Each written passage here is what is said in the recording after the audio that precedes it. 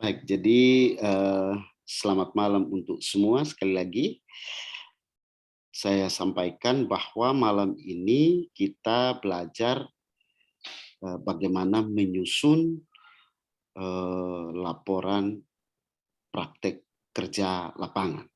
Jadi di dalam bahan ajar PKL, saya sudah coba melakukan kolaborasi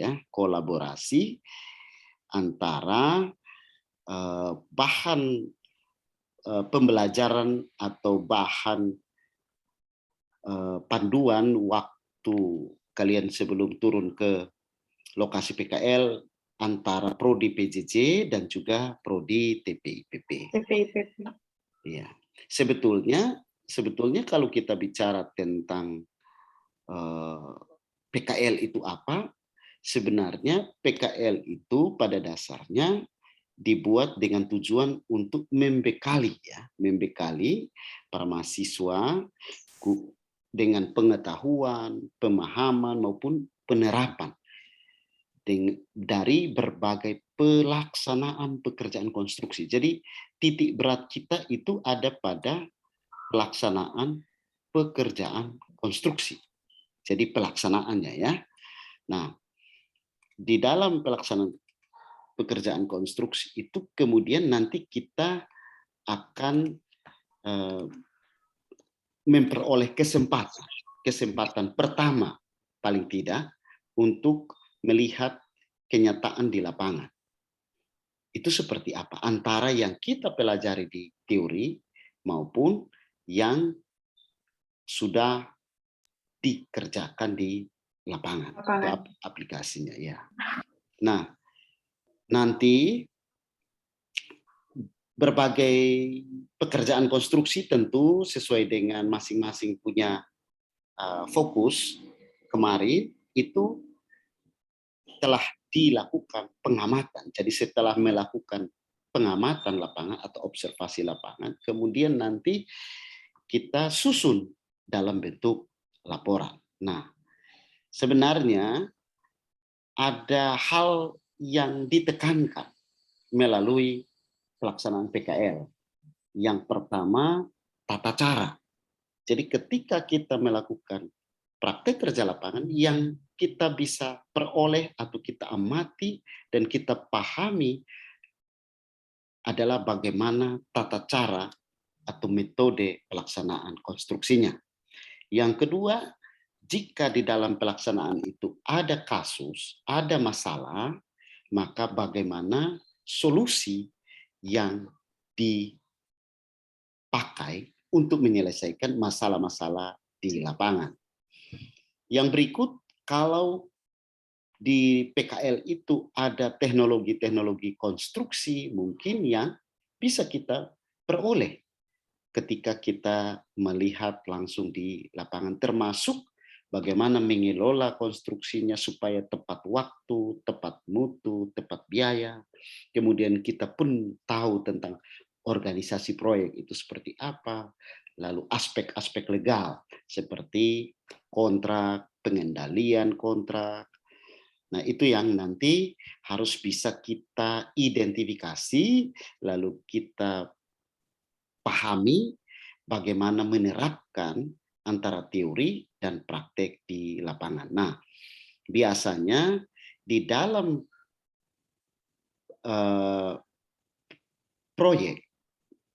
suatu proyek konstruksi itu masalah-masalah yang paling banyak atau paling utama ya berkaitan dengan masalah-masalah pengendalian pelaksanaan pekerjaan konstruksi. Apa saja masalahnya? Biasanya masalah dengan waktu. Mulai pekerjaan terlambat, mengakhiri pekerjaannya juga terlambat, tidak sesuai dengan kurva misalnya, atau mutunya tidak sesuai, atau biayanya membengkak misalnya, atau tenaga kerja yang hadir di sana tidak sesuai dengan kompetensi, misalnya tukang kayu ternyata bukan tukang kayu, tukang batu ternyata bukan tukang batu yang profesional. Nah, bisa juga masalah berkaitan dengan peralatan, alatnya tidak sesuai atau tidak punya kapasitas yang cukup misalnya. Metode kerja yang digunakan mungkin harus dengan mesin, tetapi ternyata manual misalnya. Termasuk juga masalah-masalah yang kaitan dengan administrasi proyek. Nah, ini sebenarnya yang akan menjadi fokus atau poin penting yang diperoleh selama pelaksanaan PKL terkait dengan pengendalian pelaksanaan pekerjaan konstruksi di lapangan. Nah, kita di dalam pembelajaran ini lebih menekankan pada kegiatan observasi lapangan. Selain observasi, juga nanti kita masuk pada proses pelaporan, di mana di dalam pelaporan ini metode pembelajaran kita lebih menekankan pada diskusi, presentasi, terkait dengan apa saja yang dihadapi selama mengikuti PKL. Termasuk nanti kita akan bahas bagaimana menulis laporan dengan baik. Jadi kita praktek buat laporan, tetapi hasil praktek menulis laporan PKL ini kemudian akan digabungkan dan menjadi sebuah laporan PKL. Nah, ini sebetulnya yang ingin disampaikan.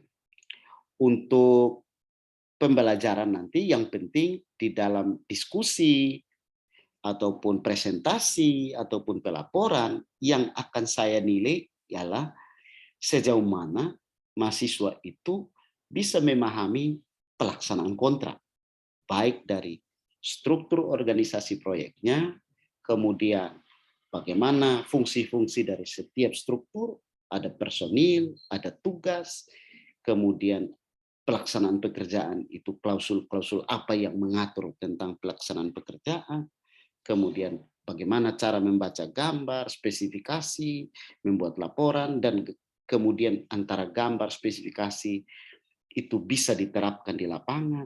Nah, biasanya penerapannya itu kita harus paham alur pelaksanaan pekerjaan. Mulai dari mana? Mulai dari rencana kegiatan harian, metode pelaksanaan pekerjaan atau metode kerja, pengawasannya, pemeriksaan hasil pekerjaannya, termasuk di dalamnya juga adalah cara mengukur volume pekerjaan, menganalisis kualitas dan kuantitas pekerjaan, menganalisis bobot pekerjaan, menganalisis biaya pekerjaan, dan membuat kurva realisasi atau kurva kemajuan pekerjaan. Nah, dari sini sebetulnya kalau kita gabung secara keseluruhan, maka diyakini mahasiswa pasti mampu memahami berbagai masalah di dalam pelaksanaan pekerjaan, termasuk cara mengatasinya dan juga cara mengantisipasinya. Ya, jadi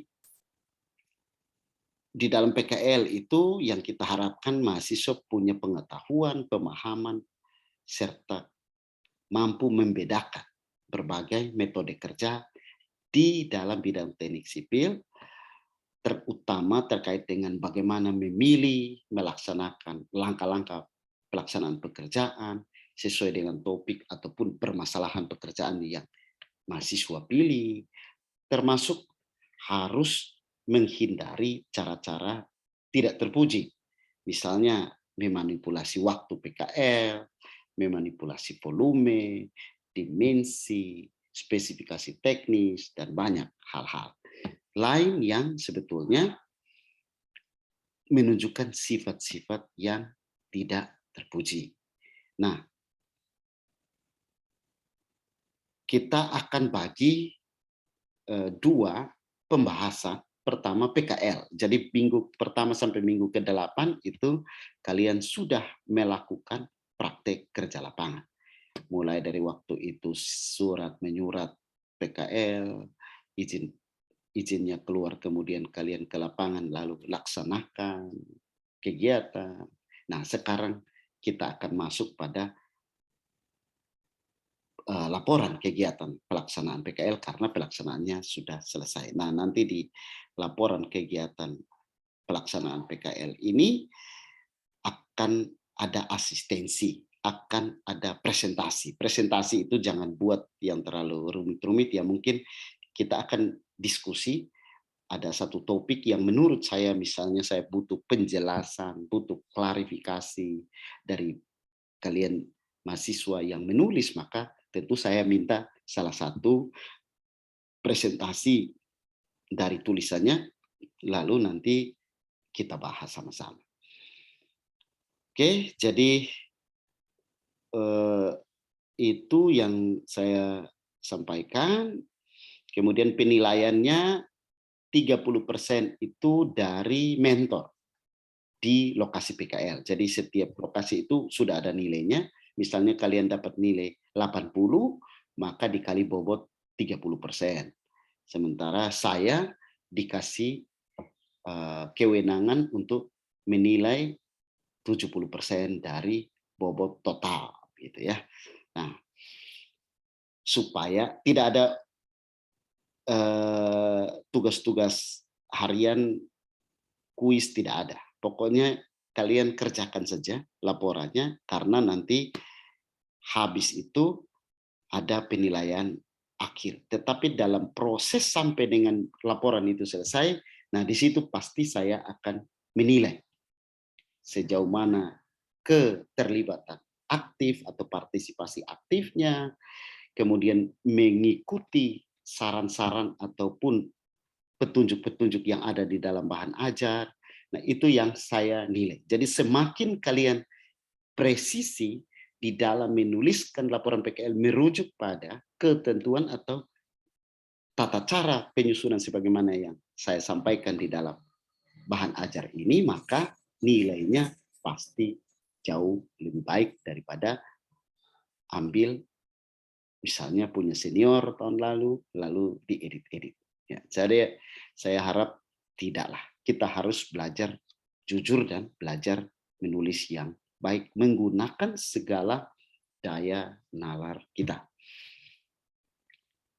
Oke, di dalam menyusun laporan PKL, ini susunan laporannya sebagaimana yang sudah saya sampaikan di dalam bahan ajar. Pertama di bagian awal.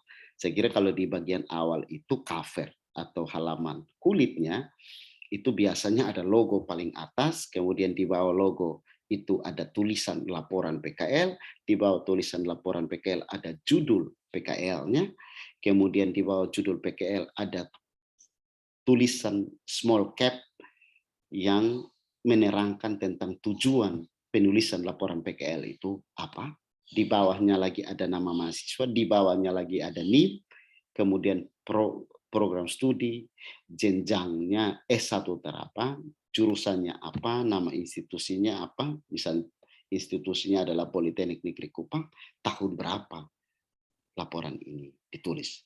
Jadi nanti contoh halaman kulit itu kan sudah banyak di kampus, silahkan nanti dilihat. Atau lihat juga di pedoman, itu bisa dilihat.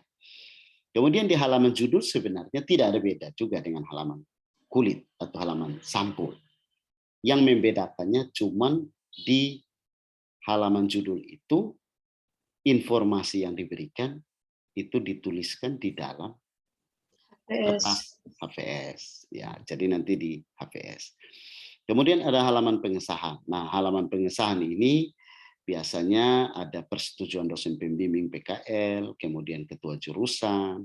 Nah, kalau dua-duanya itu sudah selesai, maka sudah bisa dipastikan bahwa laporan PKL itu siap untuk diuji atau siap untuk dinilai. Kemudian berikutnya di bagian awal itu juga ada kata pengantar. Nah, kalau kata pengantar ini singkat-singkat saja, tidak perlu bertele-tele, tetapi setidak-tidaknya ada ucapan terima kasih kepada pihak-pihak yang dianggap membantu selama pembuatan penulisan laporan ini. Nah, yang harus dilihat nanti adalah nama dan gelarnya. Itu biasa banyak sekali yang salah-salah. Cara menulisnya ST itu tidak bisa sambung, misalnya S titik T titik koma M titik T. Nah, kadang-kadang ada yang nulis ST titik koma MT. Ada yang tulis lagi ST, MT. Nah, itu penulisan nama, gelar itu harusnya sesuai dengan kaidah penulisan gelar yang benar. Berikutnya ada daftar isi. Nah, daftar isi ini mulai dari awal hampir sama dengan yang ada di sini, cuman dituangkan lagi di dalam satu lembar atau mungkin 2 lembar, termasuk di halaman masing-masing itu ada dituliskan halaman berapa yang misalnya latar belakang itu di halaman berapa, bab 1 di halaman berapa, dan seterusnya. Kemudian ada daftar gambar. Nah, di daftar gambar itu juga sama, itu akan muat berapa banyak gambar, misalnya gambar 1 atau gambar 21, gambar 22 sampai 210 misalnya, lalu disambung dengan gambar 31 sampai 32 misalnya, terus gambar 4, 1 sampai 4, 15 misalnya. Nah, itu ada ruangnya tersendiri untuk kita tuliskan di daftar gambar. Kemudian ada juga daftar tabel. Nah, di bab 1 tentang pendahuluan, di bab 1 tentang pendahuluan itu sebenarnya begini. Di latar belakang itu menekankan pada aspek pemilihan proyek. Kenapa mau pergi PKL di proyek tersebut? Nah, itu sebetulnya yang ingin ditekankan. Jadi yang harus dituliskan, yang harus bisa kita peroleh informasinya di bab 1.11 latar belakang adalah aspek pemilihan proyek. Nah, di paragraf 1 biasanya itu mahasiswa harus paham tentang pelaksanaan proyek secara teori ya, ini secara teori berkaitan dengan apa yang akan saudara minati, apa yang mahasiswa minat di dalam PKL ini. Jadi kalau misalnya kita kerja gedung, mulai dari pekerjaan persiapan, kemudian mulai masuk pekerjaan tanah dan pondasi, kolom, struktur, sampai dengan atap dan finishing, nah, biasanya atau MEP. Biasanya kita tidak akan mungkin ikut semua tahapan. Kenapa? Karena waktu kita terbatas. Karena itu pahami dan niatkan, minati di antara sekian item pekerjaan, misalnya ada 10 atau 11 item, mana yang mau disorot atau diangkat atau didalami di dalam laporan PKL. Nah, di sini lebih menekankan pada teorinya. Nanti kita akan lihat contoh ya. Kemudian yang kedua, jadi pertama aspek teori. Paragraf kedua itu sebetulnya apa yang ingin saudara pahami atau ketahui terkait dengan pelaksanaan proyek itu secara langsung di lapangan. Jadi kalau tadi ketahui, misalnya pekerjaan pondasi, secara teori seperti ini gambaran umumnya. Nah, di lapangan bagaimana? Nah, kemudian di paragraf 3 tuliskan kesenjangan. Waktu di teori atau di kelas kita diajar misalnya pondasi, PKS pondasi. Di lapangan ada pekerjaan pondasi. Makanya saya mau ambil PKL dengan tujuan khusus pondasi misalnya gitu. Nah, harusnya di paragraf 3 itu memuat tentang kesenjangan. Apa yang dulu saya pelajari di teori ternyata di lapangan kok berbeda. Nah, di situ berarti ada kesenjangan. Nah, karena kesenjangan itulah maka timbul rasa ingin tahu atau timbul ide untuk memutuskan kenapa saya harus pilih proyek A, misal gitu ya. Nah, di paragraf 3 ini sebetulnya sudah muncul, sudah tersirat, ya, sudah ada tanda-tanda, ada aura, ada rasa yang terkait dengan tujuan dan manfaat PKL sebetulnya. Jadi ada tujuan dan manfaat terselubung itu kita sudah masuk di paragraf 3. Sehingga nanti di waktu di poin atau subbab tujuan dan manfaat PKL itu tinggal diambil lalu ditempatkan saja, dituliskan kembali. Tapi sebenarnya di paragraf 3 itu sudah harus setidak-tidaknya muncul di situ. Kemudian di paragraf keempat ini bicara tentang alasan mendasar. Apa yang menjadi alasan mendasar yang mendorong mahasiswa timbul ide untuk kemudian memutuskan saya mau PKL di proyek A dengan niat atau kehendak atau tujuan saya adalah mau tinjau secara khusus terkait dengan jenis pekerjaan X misal. Nah, di situ sebenarnya di paragraf 4. Jadi kita tidak perlu kemana-mana. Kita fokus saja, jawab saja pertanyaan ini. Paling tidak 6 baris sampai dengan 10 baris. Ada kalimat pokok dan kalimat inti dan kalimat penjelasan. Jadi paling tidak satu paragraf itu ada satu kalimat inti, kemudian 2 atau 3 kalimat penjelasan.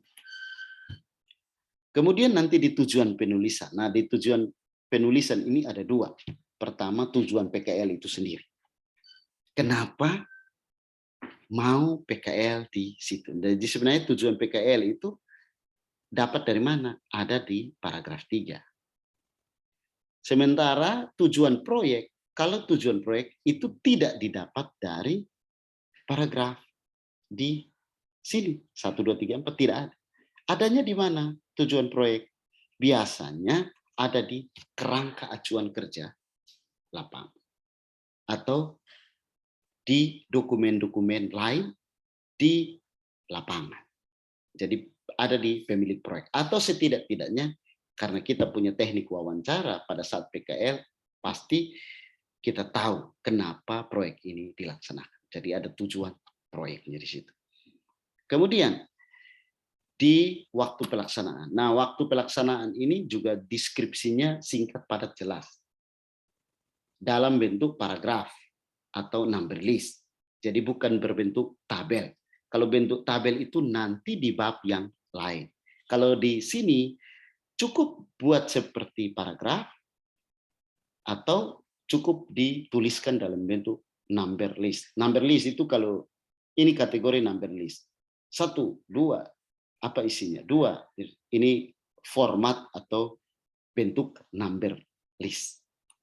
Nah, di bagian bab 1 ini juga menyajikan tentang batasan pelaksanaan PKL. Nah, batasan pelaksanaan PKL ini kita bagi 2. Pertama, jenis pekerjaan. Jadi kalau kita bicara tentang jenis-jenis pekerjaan, kaitannya dengan bidang teknik sipil, maka ada yang kita kenal pekerjaan konstruksi, ada juga jasa konsultansi perencana, ada juga jasa konsultansi pengawas. Atau kedudukan kita bisa juga sebagai direksi proyek. Nah, sesuai dengan penugasan dalam PKL itu sebetulnya ini adalah inti dari penulisan ya. Jadi lihat jenis pekerjaan itu di mana? Ya, terkait dengan penugasan. Ada di surat izin. Biasanya izin PKL itu sudah ada. Kemudian yang berikut adalah ruang lingkup pekerjaan. Nah, sebetulnya ruang lingkup pekerjaan ini adalah deskripsi singkat, padat, jelas. Jadi jelaskan secara singkat padat jelas terkait dengan ruang lingkup pekerjaan. Nah, biasanya ruang lingkup pekerjaan itu akan cocok atau akan sama dengan tinjauan khusus. Jadi jangan sampai di tinjauan khususnya itu lain, di ruang lingkup sini sebut lain. Misalnya di ruang lingkupnya saya mau bicara soal pondasi.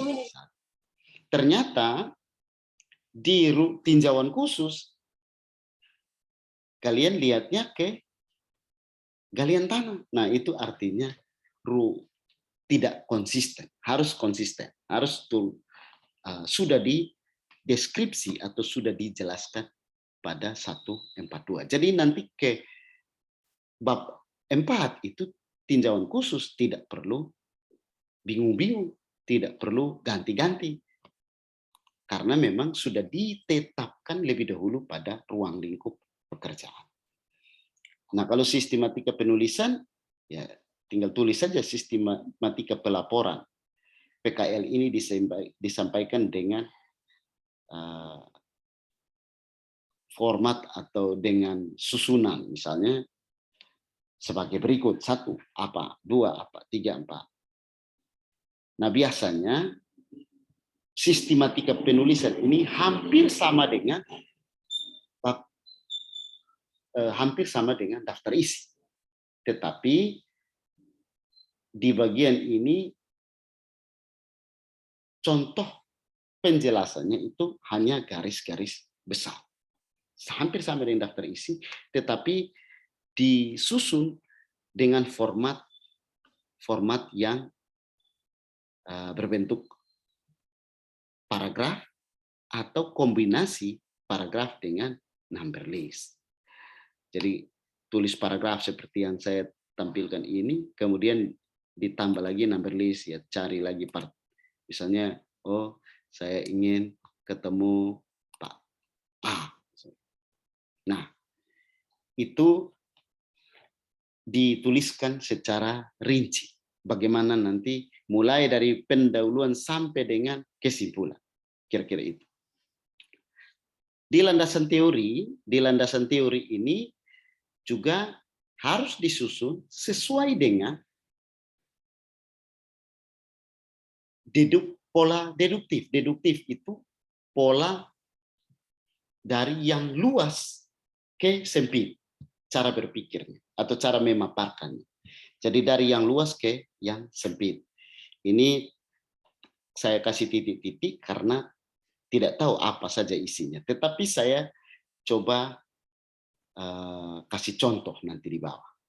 Di instruksi, bab 2 ini teori-teori yang ditulis itu harus sesuai atau harus selaras dengan batasan pelaksanaan PKL. Jadi teori yang ditulis di bab 2 itu jangan sampai keluar daripada apa yang sudah dituliskan di batasan atau ruang lingkup ini.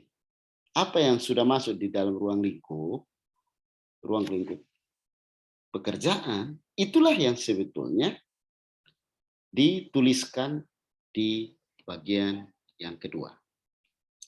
Kedua, teori-teori yang ditulis itu harus dilengkapi dengan sumber pustaka atau referensi, seperti buku teks, norma, standar, pedoman, manual. Itu cara menuliskannya ada di bagian akhir bahan ajar ini. Ini saya ambil contoh.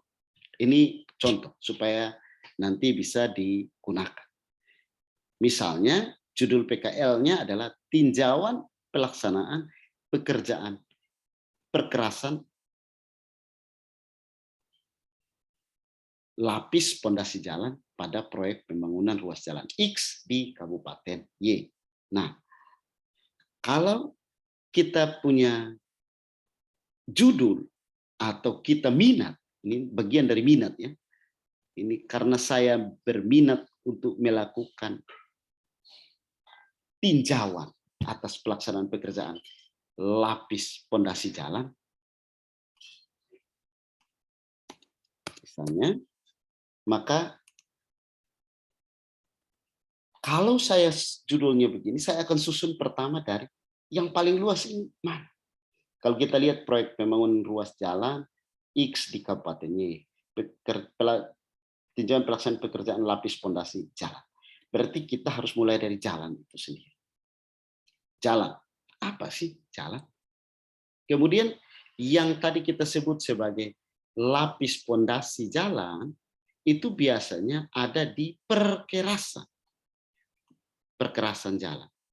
Kalau lapis pondasi jalan ini biasanya kalau di dalam daftar kuantitas dan harga itu ada yang tulis misalnya agregat kelas B misalnya. Agregat kelas B misalnya gitu ya. Nah, kalau begitu sebenarnya yang mau kita lihat itu adalah lapis pondasi jalan agregat kelas B. Ini yang akan menjadi highlights kita, fokus utama kita. Nah, kalau demikian, kita harus tahu lapis pondasi jalan agregat B itu apa. Kalau dilakukan pekerjaan lapis pondasi jalan agregat B, itu bagaimana caranya? Nah, itu bisa dibaca di buku. Kalau begitu, dia sama dengan paragraf 1 yang tadi. Kemudian yang kedua adalah perkerasan jalan. Perkerasan jalan saya ambil dari mana? Kalau tadi jalan, itu saya ambil dari jalan yang ini. Jalan. Kalau tadi jalan saya ambil yang jalan, maka di sini masuk jalan. Misalnya. Kemudian nanti di subbab berikutnya itu terkait dengan perkerasan jalan. Nah, kalau kita bicara tentang perkerasan jalan, kenapa harus tulis kedua perkerasan jalan? Karena di sini jalan itu jadi ini, kemudian agregat B ini masuk kategori apa? Kategori lapis pondasi. Oh, tetapi itu dia material untuk apa? Untuk perkerasan jalan. Oh, kalau begitu saya perlu tahu. Tadi saya ingat penulisan itu harus fokus pada tinjauan khusus. Nah, karena itu karena lapis pondasi jalan agregat B adalah tinjauan khusus saya nanti sesuai dengan itu, maka judulnya saya akan tulis begini, kemudian uraian subbabnya menjadi jalan itu ambil dari sini, kemudian yang disebut agregat B. Agregat B itu apa? Agregat B itu biasanya ada di material perkerasan jalan. Berarti dia material perkerasan jalan. Material perkerasan jalan inilah sebetulnya sama dengan agregat B. Agregat B itu adalah material perkerasan jalan. Nah, kemudian apalagi yang harus kita ketahui di sini? Yang perlu kita ketahui di sini adalah pelaksanaan konstruksi jalan secara teori. Kenapa?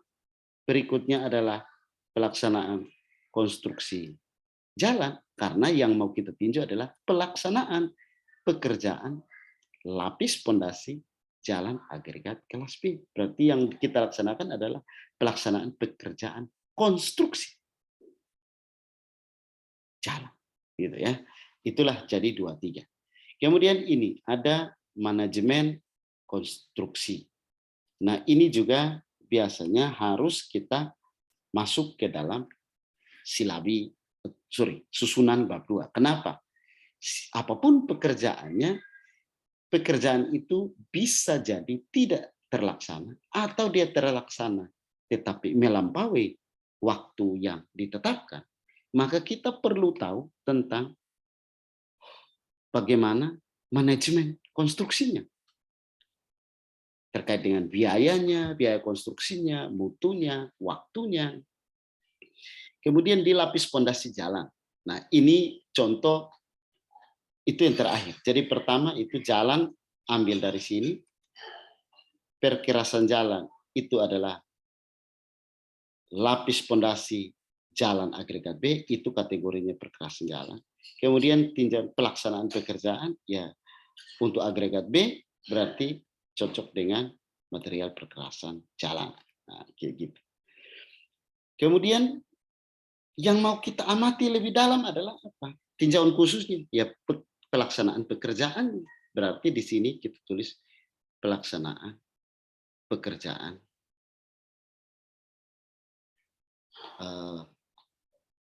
agregat A misalnya, atau agregat B. Nah, lapis pondasi ini akan menjadi topik paling tebal mungkin. Agak buang waktu lebih banyak di 251 lapis pondasi jalan. Karena ini banyak. Itu tinjauan khusus itu harus diulas cukup banyak. Kalau yang tadi, yang penting bisa dipahami, bisa diterima. Gitu ya. Nah, untuk bab 3 itu bicara tentang tinjauan umum proyek.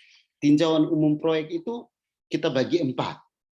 Kita bagi 4. Pertama itu adalah data umum proyek. Data umum proyek itu dapat dari mana? Ya biasanya ada di papan nama proyek. Terus jangan lupa kalian punya foto juga harus ada. Nah, ini kenapa kemarin saya kasih di salah satu job, karena nanti informasi terkait dengan data umum proyek harus dituliskan di bab 3. Kemudian lokasi subjek, lokasi proyek. Lokasi proyek itu ya harus ditampilkan, misalnya di desa Kairane. Nah, kita bingung-bingung desa Kairane ini di mana?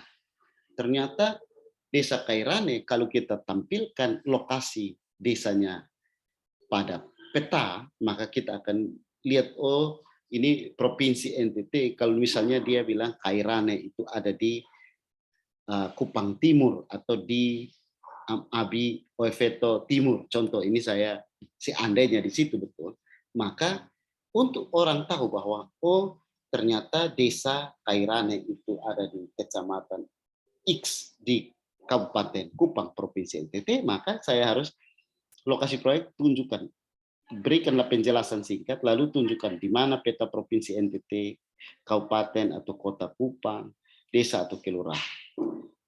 Kemudian itu jangan lupa harus sesuai dengan letak lokasi pekerjaan. Semua ini dilengkapi foto, baik yang data umum proyek maupun lokasi proyek. Yang ketiga adalah ruang lingkup pekerjaan. Nah, kalau kita bicara tentang ruang lingkup pekerjaan, maka isi saja sesuai data atau informasi yang ada di dalam daftar kuantitas dan harga. Daftar kuantitas dan harga itu biasa awam bilang RAP, nah, sesuai RAP. Padahal agak berbeda ya, secara substansi berbeda antara keduanya. Tetapi kalau misalnya masih bingung-bingung tentang daftar kuantitas dan harga, kalau pernah lihat rencana anggaran biaya, di dalam rencana anggaran biaya itu ada susunan item pekerjaan maupun detail-detail daripada pekerjaan itu, itulah yang sebetulnya ambil saja jadi ruang lingkup pekerjaan. Nah, yang berikut itu jadwal pelaksanaan pekerjaan. Itu ada di kurva S. Makanya saya bilang kalau misalnya kalian sudah punya itu, mestinya mudah. Kan tinggal lihat mana yang sudah siap template-nya, tinggal diisi. Nah, tetapi jangan lupa harus disebutkan sumber kalau memang itu dari orang lain. Gitu. Kemudian di 32 itu manajemen proyek. Nah, di manajemen proyek ini juga agak banyak. Karena dia kedudukannya sama dengan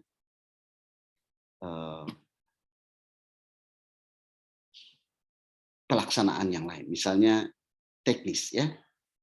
Teknis-teknis di lapangan. Contoh, kalau kita bicara tentang manajemen proyek, itu cukup 2 saja ya. 2 saja yang harus diungkap. Pertama adalah administrasi pekerjaan. kontraknya nomor berapa, tanggal berapa, nama paket pekerjaannya apa. Nah, itu semua ada di kontrak. Nilai uangnya, tanggal selesai pekerjaan, itu semua kalau kita buat resume itu ada di kontrak. Lihat di kontrak. Nah, kemudian juga data lelang misalnya. Ini dokumen-dokumen itu ada di dokumen di kontrak. Tapi kalau tidak dapat bisa cari di data lelang. Ada ID, ada paket, ada jadwal dan seterusnya. Kemudian gambar pelaksanaan pekerjaan. Ya, ini wajib ini ya. Spesifikasi teknis misalnya. Nah, spesifikasi teknis juga harus ada. Ya, tetapi begini, kalau nanti belum dapat, apa yang harus dilakukan? Nah, itu jadi pertanyaan. Silahkan nanti kalau ada yang mau tanya, nanti kita jawab. Tetapi intinya, kalau misalnya tidak ada dokumen-dokumen yang minta, ya sudah, jawab apa adanya. Tidak tahu, atau memang tidak ada, atau belum tahu, atau sudah upaya tetapi tidak diberikan. Nah, itu perlu kita diskusikan untuk kemudian kita masukkan di sini dalam sebuah pernyataan, tetapi mungkin pernyataan itu tidak boleh tendensius, tidak boleh menghakimi. Ya, nanti saya ajar bagaimana cara membuat narasi agar tidak terkesan tendensius atau cenderung tendensi. Kemudian di bagian 322 itu unsur-unsur pelaksana proyek. Nah, kemarin saya ada minta struktur organisasi, dia bentuk poksi, siapa pemilik pekerjaan, pelaksana pekerjaan, dan lain-lain. Nah, itu nanti masuk di bagian 322. Harus dilengkapi dengan bagan organisasi proyek. Ya, kalau bisa bagannya itu jangan kalian yang buat, ya harus dari lokasi proyek, harus langsung diambil dari lokasi proyek yang bersangkutan, ya, bukan kalian yang buat lagi. Tidak perlu. Ini kan sebenarnya kebanyakan sudah ada di Google Classroom. Hanya mungkin ada beberapa yang tidak ada. Ya minta saja salah satu contoh di foto kah atau di scan satu contoh. Misalnya undangan itu juga scan satu contoh, ada risalah rapat juga scan satu contoh, lalu tempel di bagian belakang. Itu tidak apa-apa. Kan tidak perlu harus minta semua. Yang penting kalian tahu, oh ini yang namanya kontrak yang model begini. Oh ini data lelang yang model begini. Inilah gambar pelaksanaan. Inilah spek yang model begini. Ini contoh laporan harian, mingguan, bulan. Inilah contoh undangan-undangan rapat. Jadi tidak perlu harus semua. Minimal satu dokumen itu ada satu yang kalian scan untuk sampaikan di sini. Atau foto juga baik. Nah, di 322 di pelaksanaan proyek ini intinya harus tahu tugas pokok fungsi, misalnya pemilik pekerjaannya siapa, tupoksinya di apa, tugas pokok fungsi apa, lalu struktur organisasinya bagaimana, dan seterusnya. Kemudian di 33 itu tinjauan khusus. Nah, di tinjauan khusus ini biasanya kita lihat di draft atau daftar kuantitas dan harga. Kalau di kontrak itu disebutkan bahwa sesuai dengan daftar kuantitas dan harga sebagaimana tercantum di dalam kontrak ini. Artinya, kalau kita mau tinjau khusus, lihat saja di kontrak. Di dalam kontrak ada daftar kuantitas dan harga. Di dalam daftar kuantitas dan harga itu ada sejumlah pekerjaan di dalam. Nah, kalian mau pilih mana? Terserah. Misalnya, saya mau pilih pekerjaan tanah. Begitu saya pilih pekerjaan tanah, saya buka di kontrak. Oh, ternyata pekerjaan tanah menurut kontrak nomor sekian, tanggal sekian, bulan sekian, terkait pekerjaan apa, di mana, itu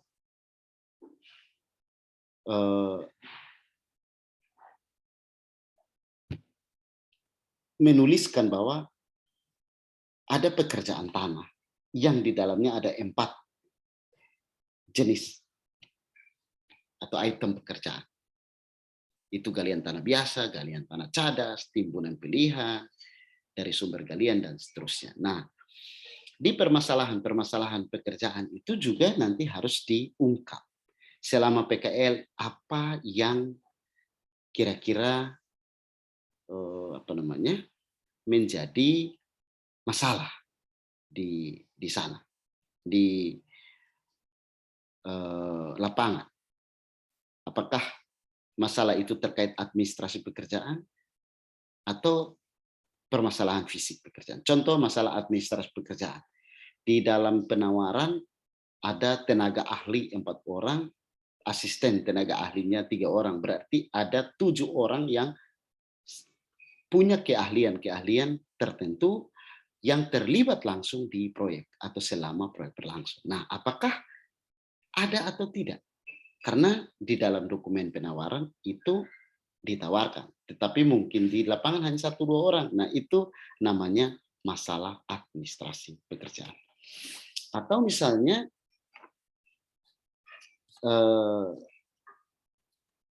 dia melakukan sebuah proses adendum kontrak, tetapi tidak ada mulai dari proses untuk adendumnya itu mulai dari mana.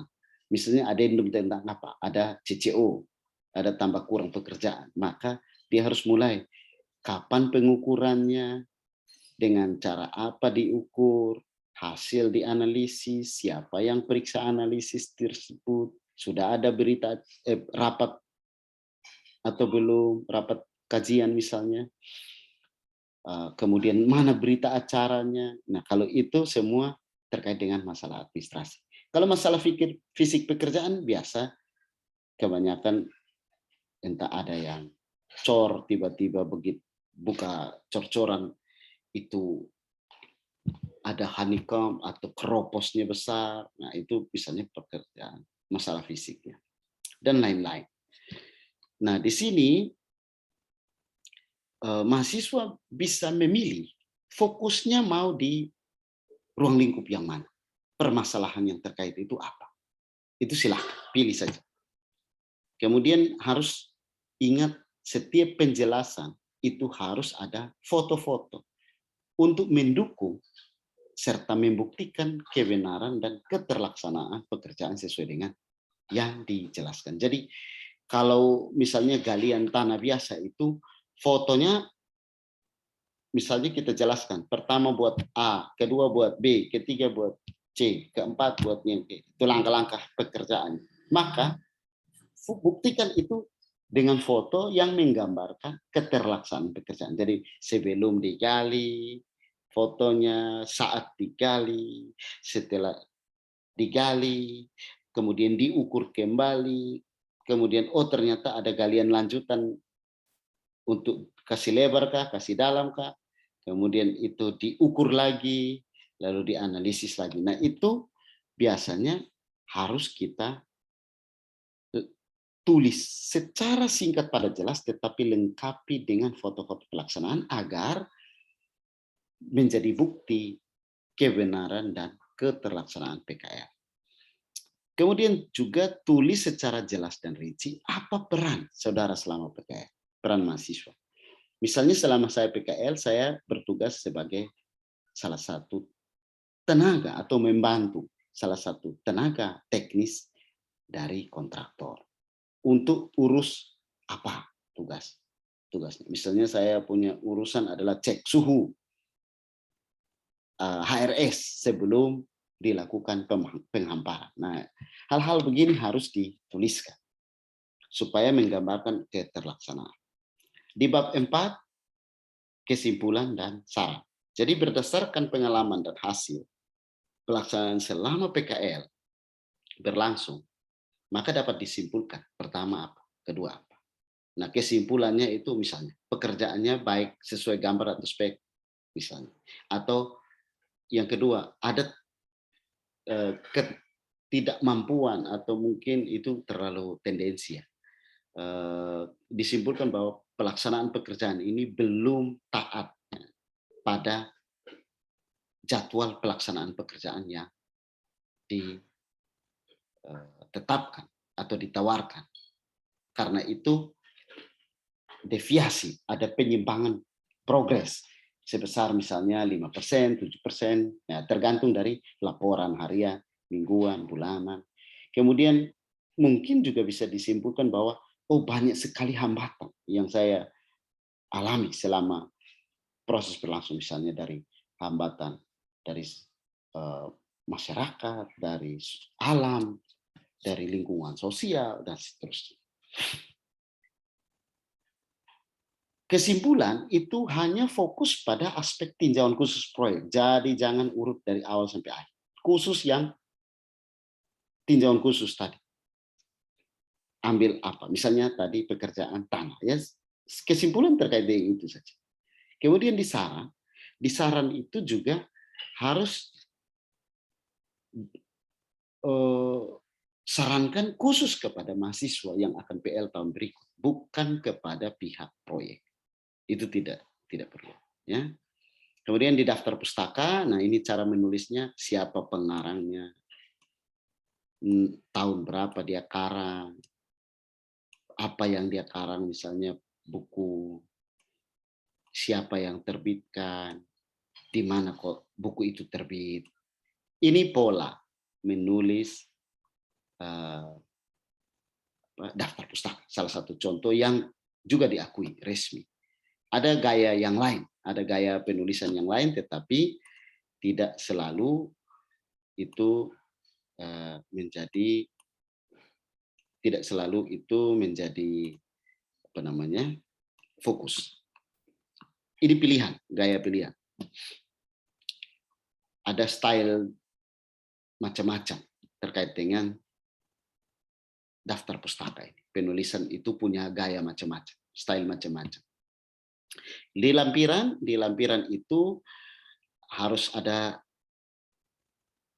lampirkan dokumen-dokumen, misalnya itu apa saja sesuai dengan yang kemarin saya minta di GCR. Terus kalau misalnya kalian ada analisis, misalnya ada hitung volume pekerjaan, oh boleh tampilkan juga hasil analisisnya di lampiran. Kemudian foto-foto yang tadi hanya foto-foto beberapa untuk petunjuk, untuk 1-2 foto untuk memberikan gambaran umum. Nah, di sini foto yang saya maksud ini ambillah beberapa lebih dari satu yang menggambarkan proses di mana pekerjaan itu pada saat kalian sampai, kemudian selama kalian praktek, dan foto pada akhir kalian praktek. Supaya bisa lihat, oh ternyata aktivitasnya kurang lebih seperti ini. Kemudian juga lampirkan surat menyurat dari kalian, dari jurusan ke direktur, misalnya ke perusahaan. Nah itu semua harus di-scan lalu dijilid jadi satu. Kemudian surat menyurat, tadi sudah. Kemudian asistensi. Nah asistensi itu nanti saya akan tulis satu persatu. Kemarin saya mau koreksi satu persatu, tetapi saya mau, karena ini masing-masing dengan versinya, maka saya pikir jauh lebih baik saya susun saja seperti ini sehingga kalian sudah di framing. Ini alur pikirnya, ikuti saja apa yang sudah ditampilkan di sini. Tidak usah berpikir yang lain-lain lagi. Nanti kalau sudah selesai, baru mau dikembangkan seperti apa laporannya, itu internal. Itu nanti. Tapi kalau saya, yang penting hal-hal yang sudah saya sampaikan ini itu menjadi perhatian dan dipenuhi atau dilakukan saja. Itu akan sangat membantu, selain membantu juga akan sangat memudahkan di dalam menyusun laporan. Jadi kalian tidak berpikir kemana-mana lagi. Fokus di aturan atau model yang ada ini. Itu kurang lebih yang bisa saya sampaikan untuk menjelaskan apa sesungguhnya yang harus kita buat di dalam laporan PKL sesuai dengan bahan ajar yang saya sampaikan. Itu untuk paparan ini, untuk paparan bahan acara ini saya kira